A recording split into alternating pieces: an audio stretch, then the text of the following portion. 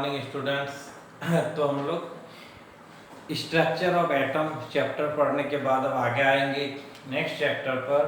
Next chapter कौन सा होगा? Chemical bonding and molecular structure, रासायनिक आबंधन तथा आणविक संरचना। तो ये रासायनिक आबंधन तथा आणविक संरचना जो चैप्टर है, ये चैप्टर पढ़कर हम लोगों को क्या जानकारी मिलेगा?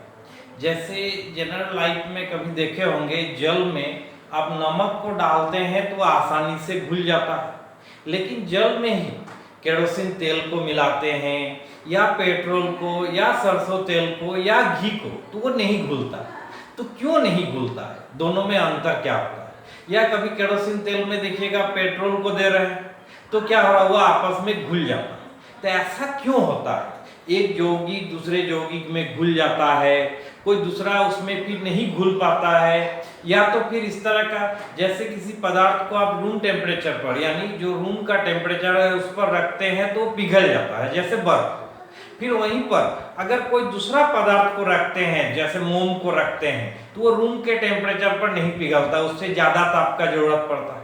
उसी तरह कोई धातु को ले लीजिए, लोहा, उसको अगर हम गर्म करते हैं तो वो उतना आसानी से नहीं पिघलते। तो इसके पीछे कारण क्या है? सभी पदार्थ, जितना भी हम लोग पदार्थ को देखते हैं, सब पदार्थ तो तत्व से बने होते हैं, तो उसमें उस तत्व का कैसा भिन्न भिन्न व्यवस्था होता है जो अलग अलग गुण प्रदर्शित करता है। किसी में से विद्युत धारा प्रवाहित हो पाता है, किसी से विद्युत धारा प्रवाहित नहीं हो पाता।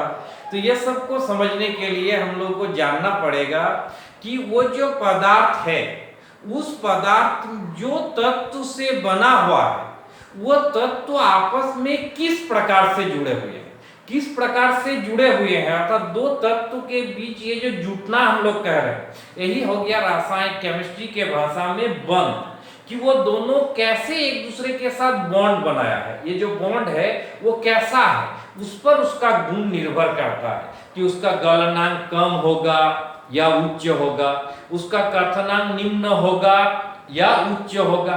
तो ये सब, और कौन किसमें घुलेगा नहीं घुलेगा, किसमें विद्युत धारा का प्रवाह होगा, ठोस अवस्था में होगा या द्रवित अवस्था में होगा या जलीय विलयन में होगा, ये सब जानकारी के लिए जरूरत है हम लोगों को पहला वाला पार्ट कौन सा? Chemical bonding. और केमिकल बॉन्डिंग के बाद हम लोग आएंगे किसमें? Molecular structure. जैसे प्रीवियस क्लास 10th में आप लोग पूरा रटे होंगे, मीथेन का आकृति चतुष्फलकीय होता है, मीथेन का आकृति चतुष्फलकीय होता है या टेट्राहेड्रल होता है। तो क्यों उसका आकृति चतुष्फलकीय होगा, यानी टेट्राहेड्रल क्यों होगा? तब जानना पड़ेगा कि मीथेन जिस परमाणु से बना हुआ है, जैसे मीथेन का फॉर्मूला क्या हो गया? CH4। तो इसमें कार्बन के साथ 4 गो जो हाइड्रोजन जुड़ा हुआ है, किस प्रकार के बंध के द्वारा जुड़ा हुआ है, और तभी आपको पहले ये बंध के बारे में पता चलेगा, तभी पता चलेगा कि इसका आकृति चतुष्फलकीय क्यों होगा, त्रिभुजाकार क्यों नहीं होगा, एक सरल रेखीय क्यों नहीं होगा। तो इसके लिए आपको पहले क्या पार्ट जानना है? Chemical bonding. इसलिए पहला पार्ट है केमिकल बॉन्डिंग। उसे पढ़ने के बाद हम लोग आएंगे किस पर? मॉलिक्यूलर स्ट्रक्चर पर। तो ये केमिकल बॉन्डिंग, इसमें भी एक सवाल मन में आएगा कि कौन केमिकल बॉन्ड बनाएगा, कौन नहीं बनाएगा। ठीक है, तो इसके लिए आपको क्या है, इससे पहले चैप्टर में हम लोग क्या पढ़े थे? इलेक्ट्रॉनिक विन्यास, उसका जरूरत है। तो इलेक्ट्रॉनिक विन्यास जैसे ही लिखिएगा किसी तत्व का, तब आपको फॉलो करना है उसका संयोजी कक्षा का क्या स्थिति है। कहने का अर्थ इस तरह, जैसे sodium 1s2 2s2 2p6 3s1, इसका जो संयोजी कक्षा है उसमें देखिए एक इलेक्ट्रॉन है। तो इसका चाहत होगा ये जो एक इलेक्ट्रॉन है इसे हम दान कर देंगे ताकि उत्कृष्ट गैस का विन्यास प्राप्त हो जाए। वहीं पर एक आर्गन लेते हैं 1s2 2s2 2p6 3s2 3p6। इसका संयोजी कक्षा कौन सा है? तीसरा कक्षा। और संयोजी कक्षा में कितना इलेक्ट्रॉन है? तो आपका आंसर होगा 8 इलेक्ट्रॉन है, अर्थात इसका अष्टक पूर्ण है। तो अगर इसका संयोजी कक्षा का अष्टक पूर्ण है तो ये ना इलेक्ट्रॉन देना चाहेगा ना तो इलेक्ट्रॉन लेना चाहेगा। तो इसी तरह देखते हैं कोई तत्व इलेक्ट्रॉन दान करना चाहता है, कोई दान करना नहीं चाहता है। तो इसका मतलब जो दान करना चाहता है वो दूसरे के साथ दान किसे करेगा, जैसे मान लेते हैं ये दान करना चाहता है तो उस दान को लेने के लिए भी तो कोई एक होना चाहिए, अर्थात दूसरा कोई एक तत्व का परमाणु ऐसा भी होना चाहिए जो उसका इलेक्ट्रॉन को ले सकता है। अर्थात ये दोनों के बीच कोलिशन होगा कि हम देने वाले हैं तो ये लेने वाले हैं। तो इस तरह दो भिन्न भिन्न तत्व आपस में क्या होता है, एक दूसरे के साथ जुट जाते हैं और उसी जुटने का जो क्रिया है उसी को कहते हैं बॉन्ड फॉर्मेशन, यानी केमिकल बॉन्डिंग। रासायनिक रूप से इलेक्ट्रॉन का दान करके या तो एक दूसरे के साथ इलेक्ट्रॉन का शेयर करके, शेयर करना मतलब साझा करना कि हम भी एक इलेक्ट्रॉन दे रहे हैं तुम भी एक इलेक्ट्रॉन दो, या हम 2 इलेक्ट्रॉन दे रहे हैं तुम भी 2 इलेक्ट्रॉन दो, उस तरह से भी बंध का निर्माण हो सकता है। तो कौन बंध का निर्माण नहीं कर पाएगा, ऐसा भी तो माइंड में क्वेश्चन होना चाहिए। तो इसलिए रासायनिक आबंधन का डेफिनेशन हम लोग इस तरह से दे सकते हैं, उत्कृष्ट गैस। ये उत्कृष्ट गैस क्या है ये समझ रहे हैं, जिसका संयोजी कक्षा क्या है, पूर्ण हो। पूर्ण हो ये कहना जरूरी नहीं है कि 8 ही होगा।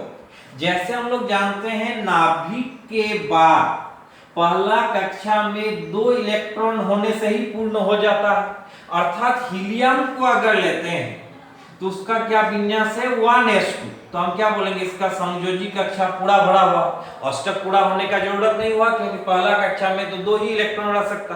तो वैसे तत्व जिसका संयोजी कक्षा पूर्ण रूप से भरा हो या उसका अष्टक पूर्ण हो उसे क्या कहते हैं, उत्कृष्ट गैस। तो उत्कृष्ट गैस के अतिरिक्त, मतलब उत्कृष्ट गैस को छोड़कर, अतिरिक्त यानी एक्स्ट्रा में, उत्कृष्ट गैस के अतिरिक्त सभी तत्व के संयोजी कक्षा अपूर्ण होते हैं। अपूर्ण मतलब इनकम्प्लीट होते हैं, जिसके कारण वे इलेक्ट्रॉन दान कर या इलेक्ट्रॉन ग्रहण कर या इलेक्ट्रॉन साझा कर एक दूसरे के साथ जुटते हैं और इसी जुटने के क्रिया को आबंधन अर्थात बॉन्ड फॉर्मेशन या बॉन्ड कहते हैं। रासायनिक रूप से देखिए तब जुटने का क्रिया कैसे कैसे हो सकता है, इलेक्ट्रॉन दान करके या तो ग्रहण करके पहला, दूसरा इलेक्ट्रॉन का साझा करके मतलब एक दूसरे के साथ शेयर करना कि ये इलेक्ट्रॉन मेरा है ये तुम्हारा है, चलो बीच में रख देते हैं, अब इसमें हिस्सेदारी किसका है, दोनों का। जैसे कभी इस तरह आप लोग घर में देखे होंगे, जैसे ये एक बिल्डिंग है, ये भी बोल रहा मेरा अपना बगल में 1.5 फीट का जगह छोड़, ये भी जब घर बना रहा है कि ये बोल रहा हम भी 1.5 फीट का जगह छोड़, तो ये बीच में जो 3 फीट का स्पेस हो गया, ये कैसे हुआ, ये दोनों घर वाला का शेयरिंग से हुआ। अब इस पर हक किसका होगा, इसका भी होगा और इसका भी होगा, तब हम क्या बोलेंगे ये शेयरिंग से बना हुआ है। तो इसी तरह उत्कृष्ट गैस के अतिरिक्त सभी तत्व के संयोजी कक्षा अपूर्ण रूप से भरे होने के कारण वो इलेक्ट्रॉन दान कर, ग्रहण कर या साझा कर रासायनिक रूप से एक दूसरे के साथ जुटते हैं, जिसे आबंधन कहते हैं। रासायनिक रूप से जो आबंधन है वो भिन्न भिन्न प्रकार से हो सकते हैं, इसलिए रासायनिक रूप से बने बंध को 3 भागों में विभाजित किया जाता है। क्या क्या बंध, पहला आयनिक बंध, या इसी आयनिक बंध का एक दूसरा नाम भी है, हम लोग एक एक करके डिस्कस करेंगे तब तो डिटेल्स पढ़ेंगे। इसको इस नाम से भी जाना जाता है वैद्युत संयोजक बंध, या अंग्रेजी में जिसको कहते हैं इलेक्ट्रोवैलेंट बॉन्ड अर्थात वैद्युत संयोजक बंध, या तो उसी का दूसरा नाम क्या है आयनिक बंध, या अंग्रेजी में आयनिक बंध। दूसरा जो बंध का निर्माण होता है वो है सहसंयोजक बंध, जिसको अंग्रेजी में हम लोग कहते हैं कोवैलेंट बॉन्ड। कोवैलेंट यानी दोनों अपना वैलेंसी को शेयर करते हैं, सह संयोजक, दोनों के साझा यानी संयोग से ही वो यौगिक का निर्माण होता है। और तीसरा आपका हो गया उप सह संयोजक बंध। तीसरा क्या हो गया? उप सह संयोजक बंध। ये तीनों प्रकार का बंध कैसा है हम लोग जस्ट शॉर्ट में अभी पहले इनिशियली एक एक उदाहरण देकर तीनों के बारे में डिस्कस करेंगे और इसके बाद एक एक करके हम लोग डिटेल्स में पढ़ेंगे। जस्ट थोड़ा सा इंट्रोडक्शन ये होना चाहिए कि ये तीन बंध कैसे है, तो एकदम शॉर्ट में हम लोग जस्ट आज डिस्कस कर रहे हैं आयनिक या विद्युत संयोजक बंध कैसे है। तो बोले एक विद्युत धनात्मक धातु। अच्छा, फिर एक सवाल मन में आएगा कि धातु को हम लोग विद्युत धनात्मक क्यों कहते हैं, इलेक्ट्रोपॉजिटिव क्यों कहते हैं? क्योंकि धातु में इलेक्ट्रॉन मुक्त करने का गुण होता है और इलेक्ट्रॉन जैसे ही मुक्त कर देगा उस पर कौन सा चार्ज आ जाएगा? प्लस चार्ज आ जाएगा। इसलिए धातु जैसे सोडियम, पोटेशियम, मैग्नीशियम, ये सब को हम लोग क्या कहते हैं? विद्युत धनात्मक धातु। और विद्युत ऋणात्मक अधातु। अधातु में क्या होता है? इलेक्ट्रॉन को ग्रहण करने का गुण होता है, तो इलेक्ट्रॉन को ग्रहण करेगा तो विद्युतीय रूप से उस पर ऋण आवेश होगा, इसलिए अधातु को क्या कहा जाता है? विद्युत ऋणात्मक कहा जाता है। तो विद्युत धनात्मक धातु तथा विद्युत ऋणात्मक अधातु के मध्य एक या एक से अधिक इलेक्ट्रॉन के पूर्ण स्थानांतरण से बने बंध को आयनिक या विद्युत संयोजक बंध कहते हैं। जैसे सोडियम है, शॉर्ट में अगर इसका इलेक्ट्रॉनिक विन्यास लिखे तो 281, अर्थात ये जो दो कक्षा है ये तो अपना इलेक्ट्रॉन कभी भी शेयर नहीं करना चाहेगा क्योंकि ये पूर्ण है। तीसरा कक्षा में जो एक इलेक्ट्रॉन है, इस तरह हम लोग एक क्रॉस चिन्ह देकर दिखा रहे हैं कि सोडियम का ये जो एक इलेक्ट्रॉन है इसी के कारण ये दूसरे के साथ संयोग करना चाहे। क्लोरीन 2 8 7, तीसरा कक्षा यानी संयोजी कक्षा में इसका कितना है? 7 इलेक्ट्रॉन। 7 इलेक्ट्रॉन को हम इस तरह से दिखा रहे हैं 2 3 4 5 6 7। इस तरह जोड़ा जोड़ा के रूप में दिखाने के पीछे कारण क्या है? इलेक्ट्रॉन पेयर यानी जोड़ा के रूप में पाया जाता है। अब देखिए मन में एक सवाल आएगा कि दोनों कैसे अपना इलेक्ट्रॉन को शेयर करेगा या डोनेट करेगा या एक्सेप्ट करेगा यानी ग्रहण करेगा ताकि इसे उत्कृष्ट गैस का विन्यास मिल सके। तो जनरली पहला कोशिश क्या होगा? दान कर देना, लेना या साझा करना। साझा करना ताकि हक इलेक्ट्रॉन पर हक दोनों का रह जाए। तो देखिए अगर ये साझा कर लेता है तो सोडियम का एक इलेक्ट्रॉन और क्लोरीन का एक इलेक्ट्रॉन थोड़ा देर के लिए मान लेते हैं साझा कर। अब इलेक्ट्रॉन का व्यवस्था इस तरह हो गया। देखिए क्लोरीन को तो प्रॉफिट हुआ क्योंकि 2 8 7 के बजाय ये जो घेरे हैं इस घेरा हुआ भाग के अंदर कितना इलेक्ट्रॉन है? तो आपका आंसर होगा 8, यानी क्लोरीन का संयोजी कक्षा का 8 यानी अष्टक पूरा हो गया। लेकिन इस तरह शेयर करके क्या सोडियम को लाभ हुआ? 2 8 1 था। अब उसका बाहरी कक्षा में कितना इलेक्ट्रॉन है? 2। संयोजी कक्षा में 2 इलेक्ट्रॉन हो गया तो पूर्ण रूप से तो भरा हुआ नहीं हुआ, तो सोडियम को कोई लाभ नहीं हुआ। तो इस तरह का शेयरिंग करने से क्लोरीन को लाभ हुआ लेकिन सोडियम को नहीं हुआ, तो सोडियम ये शेयर करना नहीं चाहेगा। तब सोडियम का क्या चाहत होगा कि मेरे संयोजी कक्षा में जो एक इलेक्ट्रॉन है ये तुम ले लो, अर्थात कौन ले लो? क्लोरीन ले लो। तो अगर वो क्लोरीन को इलेक्ट्रॉन दे देता तो देखिए ना सोडियम का जो संयोजी कक्षा है अब उसमें 8 ही इलेक्ट्रॉन बचा था, संयोजी कक्षा पूर्ण रूप से भरा हुआ है। अब क्लोरीन का क्या स्थिति हुआ? पहले 7 था और इसका भी एक इलेक्ट्रॉन लिया था 2 8 8, इसे भी उत्कृष्ट गैस का विन्यास मिल गया, अर्थात लाभ दोनों को हुआ। कब लाभ हुआ? साझा करके, या तो इलेक्ट्रॉन का एक जगह से दूसरे जगह तक पूर्ण रूप से स्थानांतरण यानी ट्रांसफर हो गया, तो इलेक्ट्रॉन का ट्रांसफर हो गया। और इस तरह इलेक्ट्रॉन के पूर्ण स्थानांतरण से जब बंध का निर्माण होता है तो अब उस बंध को क्या कहते हैं? आयनिक बंध या विद्युत संयोजक। माइंड में एक सवाल आएगा आयनिक बंध क्यों कहेंगे? क्योंकि देखिए सोडियम इलेक्ट्रॉन देने के बाद एक आयन में परिवर्तित हुआ, कौन सा आयन में? धन आयन में। क्यों धन आयन हुआ? क्योंकि यहां से एक इलेक्ट्रॉन घट गया, इलेक्ट्रॉन घट गया यानी ऋणावेश घट गया है, इसलिए उस पर कौन सा होगा? धनावेश होगा। या इस तरह से भी कह सकते हैं, सोडियम के पास था 11 इलेक्ट्रॉन 11 प्रोटॉन, 11 प्रोटॉन और क्या था? 11 इलेक्ट्रॉन। अभी इलेक्ट्रॉन का संख्या 11 नहीं है, कितना है? 10, अर्थात प्रोटॉन यानी प्लस चार्ज कितना है? 11, इलेक्ट्रॉन यानी माइनस चार्ज कितना है? 10। जोड़ दीजिएगा तो कौन सा चार्ज होगा? +1, इसलिए प्लस लिख दिए। क्लोरीन लेने के बाद क्या स्थिति हुआ है? उस पर इलेक्ट्रॉन ज्यादा हो गया यानी ऋणावेश हो गया। तब हम क्या कहेंगे? दो भिन्न भिन्न आयन के बीच बंध बना है, इसलिए क्या कहते हैं? आयनिक बंध। विद्युत संयोजक बंध क्यों कहते हैं? दो भिन्न भिन्न आयन कब आपस में जुड़ पाए? जब दोनों आयन के पास ऑपोजिट चार्ज, जैसे एक के पास प्लस तो दूसरे के पास माइनस है, और प्लस माइनस के कारण यह आकर्षण होगा, अर्थात विद्युतीय आवेश के कारण आकर्षण हुआ, इसलिए बंध को क्या कहते हैं? विद्युत संयोजक बंध या इलेक्ट्रोवैलेंट बॉन्ड। चलिए अब दूसरा के बारे में डिस्कस कर रहे हैं, वो कौन सा है? सहसंयोजक बंध। कोवैलेंट यानी शेयरिंग से बनता है। जैसे एकदम छोटा सा तत्व को ले लीजिएगा तो हाइड्रोजन को देखिएगा, हम लोग H नहीं लिखकर क्या लिखते हैं? H2 लिखते हैं। क्यों H2 लिखते हैं? H क्यों नहीं लिखते हैं?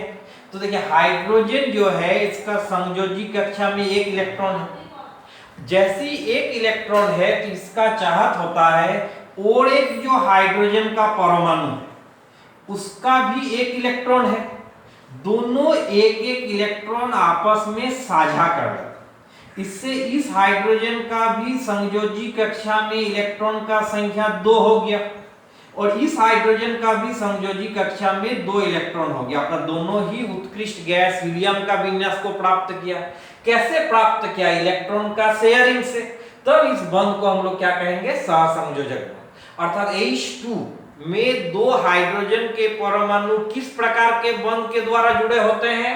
तो आपका आंसर होगा सहसंयोजक बंध के द्वारा। जैसे इसी तरह Cl को हम लोग Cl2 लिखते हैं। क्यों लिखते हैं? Cl जो है उसका संयोजी कक्षा में देखिए कितना है? 7 इलेक्ट्रॉन है। 1 2 3 4 5 6 7। दूसरा जो क्लोरीन है उसका भी संयोजी कक्षा में 7 इलेक्ट्रॉन होगा। 7 इलेक्ट्रॉन को इस तरह से हम लोग व्यवस्थित कर रहे हैं। अब देखिए ना, हम व्यवस्था के बाद ये कह सकते हैं इस क्लोरीन का संयोजी कक्षा में 8 इलेक्ट्रॉन हो गया, इसका भी 8 इलेक्ट्रॉन हो गया। तो कैसे 8 इलेक्ट्रॉन हुआ? इलेक्ट्रॉन कोई दान किया है, कोई ग्रहण किया है या आपस में साझा किया है? तो आपस में साझा किया है, अर्थात कौन सा बंध है? सहसंयोजक बंध है। तो दो समान या भिन्न भिन्न परमाणु, यहाँ जो 2 उदाहरण लिए हैं दोनों में क्या है? समान परमाणु है के बीच जब एक या एक से अधिक इलेक्ट्रॉन के साझेदारी से बंध का निर्माण तब उस बंध को क्या कहते हैं? सहसंयोजक बंध।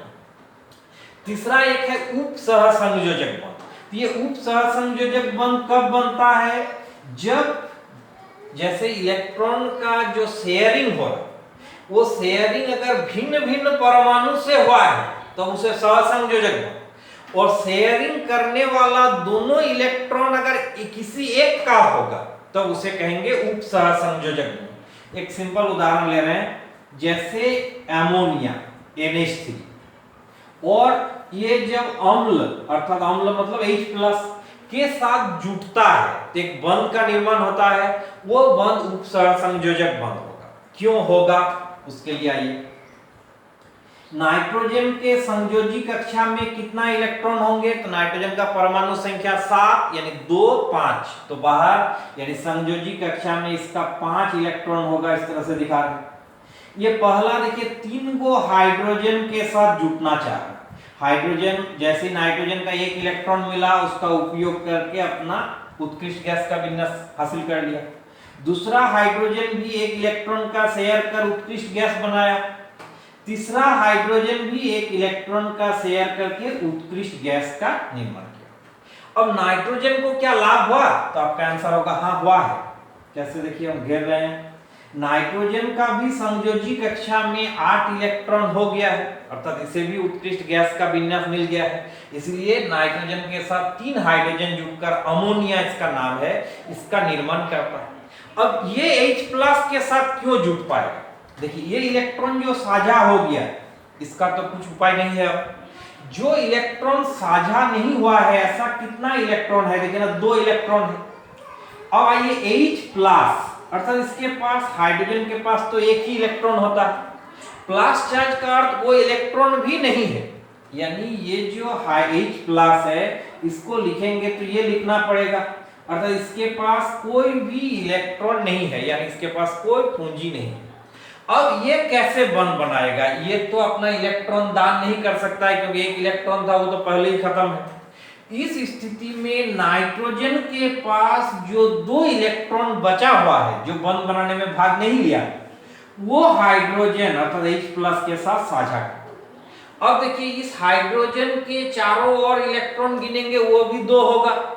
नाइट्रोजन के चारों ओर इलेक्ट्रॉन गिनेंगे तो उसका भी अष्टक पूर्ण है। तो इस तरह से जब साझा हुआ कि साझा करने वाले दोनों इलेक्ट्रॉन एक ही परमाणु का हो, नाइट्रोजन का हो, तब उस बॉन्ड को हम लोग क्या कहते हैं, उपसहसंयोजक। यहाँ तो हम लोग 1 या 2 एग्जाम्पल लेकर चेक किए। इस तरह का किसे कहते हैं, पहले वो डेफिनेशन, फिर एक एक करके हम लोग ये देखेंगे। एक इलेक्ट्रॉन का यहाँ शेयरिंग दिखाए, क्या एक से ज्यादा इलेक्ट्रॉन का भी शेयरिंग हो सकता है, तो कितना इलेक्ट्रॉन तक का शेयरिंग हो सकता है। यहाँ भी जैसे साझा दिखाए, एक एक इलेक्ट्रॉन का दिखाए, 2-2 इलेक्ट्रॉन का साझा कब होगा, उससे क्या बनेगा, फिर ये उपसहसंयोजक बंध कौन बना पाएगा, कौन नहीं बना पाएगा, ये सब पर एक एक करके आपको डिटेल्स में पढ़ना है। और तब हम लोग क्या करेंगे नेक्स्ट क्लास से, जैसे आयनिक बंध पहले पढ़ रहे, आयनिक बंध क्या है, कैसे बनता है, आयनिक बंध वाले यौगिक में क्या गुण होता है, कौन सा यौगिक कौन सा तत्व आसानी से आयनिक बंध बना पाएगा, कौन सा नहीं बना पाएगा, इसके बारे में हम लोग एक एक करके डिटेल्स में देखेंगे। तो नेक्स्ट क्लास में हम लोग किसके बारे में पढ़ेंगे, आयनिक बंध या विद्युत संयोजक बंध के बारे में डिटेल्स में देखेंगे। Thank you.